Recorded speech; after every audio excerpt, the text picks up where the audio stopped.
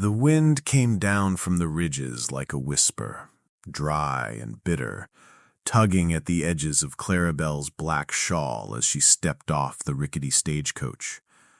Dust clung to the hem of her morning dress. Her boots crunched against the dried-out clay of the main road, a road that used to hum with wagons and boots and laughter. But Widow's Creek wasn't what it used to be. The gold was gone, the men were gone, and Clara, she had come back to bury a ghost. She stood there for a moment, letting the silence wrap around her. What few buildings still stood leaned inward like eavesdropping gossips, half-collapsed saloons, shuttered storefronts, and the skeletal remains of the once bustling mining office. A crooked wooden sign still swung in the wind, creaking over the empty jail. "Welcome to Widow's Creek. Pop 4. Maybe." 4 people left. Maybe. And her husband, Eli Bell, was not one of them. He died 6 months ago in the mine collapse. Everyone said so. The shaft had given way during a night shift. The mountain swallowed 14 men whole.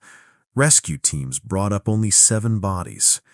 The rest, well, the company called it an act of God. But Clara had never trusted men who used God to excuse shortcuts and lies. She had left the town behind after the funeral, tried to rebuild, tried to forget. And then the letter came. No postmark, no signature. Just one line in handwriting she hadn't seen since her wedding day. "I'm not dead. Don't trust the marshal." She read it 100 times. The curve of the R's, the crooked spacing, it was Eli's. She was sure. Now she was back, with a pistol in her bag, a broken heart in her chest, and no plan beyond surviving the truth. The only soul to greet her was an old mule tied to the porch of Miss Cora May's boarding house, still standing on the north edge of town. Clara tapped on the door once. It swung open without a sound. Inside, time had stopped.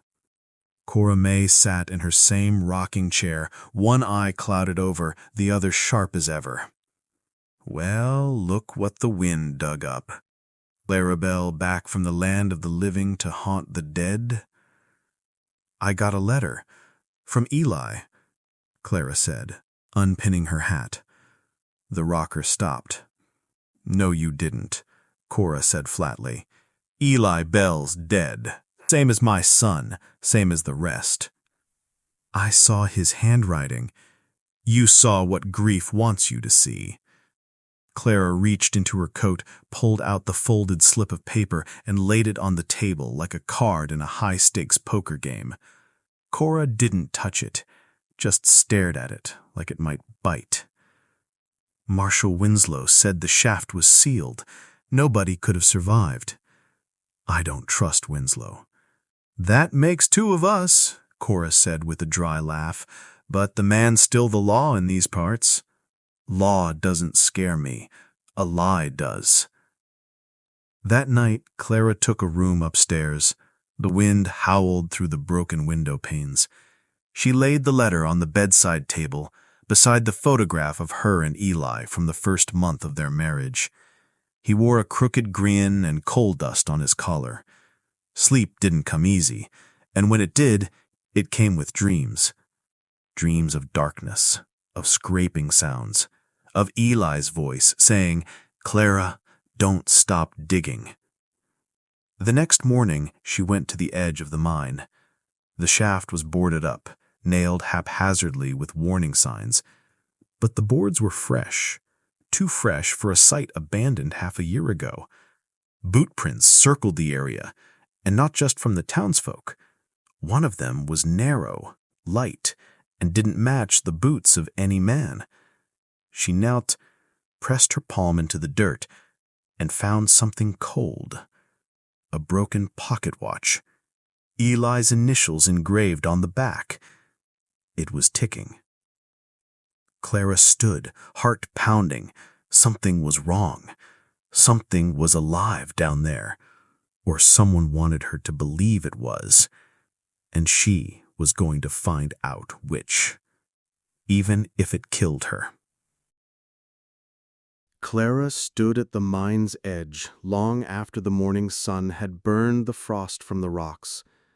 The wind tugged at her braid, whispered like Eli used to when he'd sneak up behind her and pretend he was a ghost. "You'll haunt me before I bury you," she used to say.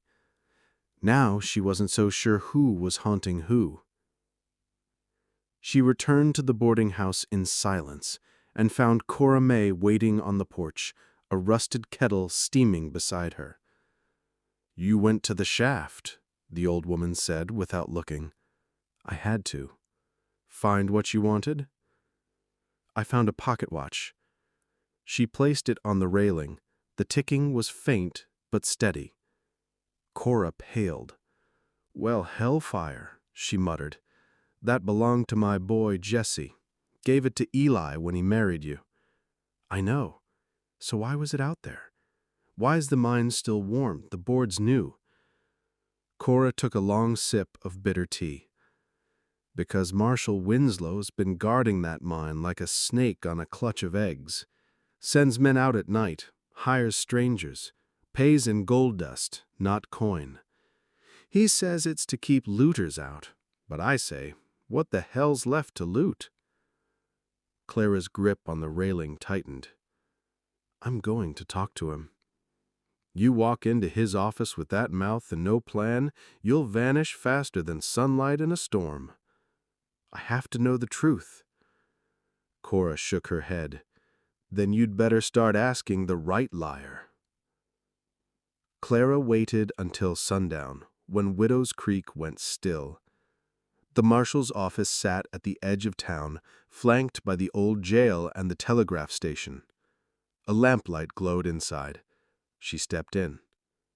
Marshal Winslow was broad, with a grizzled beard and eyes that never seemed to blink. He looked like a man carved from the same stone that buried Eli. "Well, I'll be," he said. "Clara Bell returns." "I have questions." "Of course you do. That's what grief does. It makes a woman dig for bones best left buried." She laid the letter on his desk. He glanced at it once and set it down. "It's a hoax. That mine took your man. God rest him. No shame in moving on." "There's no postmark." "Some folks play cruel games." "There's boot prints out there, fresh nails, a ticking watch." "Stop this." His voice dropped. "Stop before you start rattling ghosts and scaring up men who won't care if you're a widow." Her jaw tightened. "If Eli's dead, I'll mourn him properly, but if he's alive and trapped, I'll burn this town down to get him back." The marshal stood slowly, towering. "You got 2 days to leave. After that, I can't promise your safety. You're digging in cursed ground." But Clara saw it, just for a flicker, that sliver of fear behind his stare. He was hiding something big. That night, Clara sat in the kitchen with Cora and spread out old mining maps on the table. "This shaft," she said, pointing. "There's a second tunnel. See it? Runs under the North Ridge. If Eli escaped, that's the only way out. Unless he's still down there. Then I'll go down after him." "You'll die, like Jesse did." She looked up. "What really happened the night of the collapse?" "They said it was an accident, but Jesse came home the night before, shaken. Said they found something deep in the earth. Not gold, not coal, something else." "Like what?" "He never told me. Just said the mine boss locked the shaft, then paid off Winslow to keep it sealed. Jesse went back anyway, said he had to warn Eli. Hours later, the earth came down." She stared at the map. "So maybe it wasn't a collapse." Maybe, Cora whispered. It was a cover-up. The next morning, Clara rode out alone. Cora gave her a pistol and a lantern. "I won't ask you to stay," she said, "but if you hear whispers down there, don't answer, not even if it sounds like Eli." "I know. I'll bring him back, or I won't come out." The entrance to the second shaft was half buried behind brush. She cleared it with her hands, breath hitching as she found the timbers, split, scorched, and old. It was real. She lit the lantern and crawled in. The passage narrowed, curved downward, swallowed the light behind her. The silence grew thick. The air tasted of copper and rot. She passed broken helmets, rusted tools, a half-burnt notebook. Pages torn out. Scrawled words left behind. "Still alive. We shouldn't have dug there. Eli says there's a way out through the lower caverns. Something watches at night." Then she heard it. Scraping, breathing, whispers. She held her lantern high. Shadows twisted. And then a voice. "Clara." She spun around, heart thudding. "Eli?" Silence. Then a shuffle. "Clara, don't be afraid." She turned the corner and found a man collapsed in the tunnel. Covered in dirt, beard wild, one arm wrapped in a torn jacket soaked in blood. "Eli!" she gasped, falling to her knees. He opened one eye. "Took you long enough."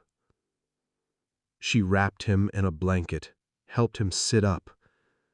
"How are you? How did you survive?" "There's a hollow behind the rockfall. I wasn't alone. Jesse was with me. He didn't make it." Clara swallowed. "And the others?" "Some died from their wounds. Some... they went mad. We heard things, Clara. Things that weren't there. Voices. Screaming." He coughed, then whispered. "But Winslow knew. He sealed us in." They didn't have long. She helped him to his feet, supported his weight as they moved through the lower shaft. At the exit, dawn was beginning to break over Widow's Creek. And then gunshots. Bullets slammed into the rocks near their feet. She ducked. Eli groaned. From behind the brush, Marshal Winslow stepped out. "I warned you." "Get out of our way, Marshal." He aimed his rifle. "You brought this on yourself." And then a gunshot cracked from behind Winslow. Cora May stood on the ridge, shotgun in hand. "You shoot that girl and I'll bury you myself, Winslow." The marshal turned, and Clara didn't hesitate. She fired once, then twice. Winslow dropped, rifle falling into the dirt. Clara helped Eli into Cora's wagon. They rode hard back to the house. Later, Cora patched his wounds. Clara sat beside him, holding his hand. "You came back," he whispered. "I had to. You were whispering." "No, that wasn't me." He frowned. "What?" "In the mine. Something else was whispering. Something still down there." Eli slept for 2 days. Clara barely left his side, cooling his fever with damp cloths, feeding him broth Cora brewed over the wood stove. Every now and then he'd mutter in his sleep, names, numbers, sentences that made no sense, and always the same word, whispers. On the third morning, he opened his eyes and stared at the ceiling beams like he didn't recognize them. "I dreamed of the dark. "But the dark wasn't empty," he said. Clara sat beside him. "You're safe now. He's gone. Winslow's dead." He nodded slowly. "He wasn't protecting the town. He was guarding the thing below." "What thing?" Eli turned to her, eyes hollow. "Jesse and we dug too far. The rock wasn't natural anymore. It hummed when you got close. The air turned wrong. You could hear your own name whispered back to you." "You mean echoes?" "No. I mean something down there wanted us to keep digging." Cora listened from the doorway, arms folded. "I heard stories, back when the mine opened.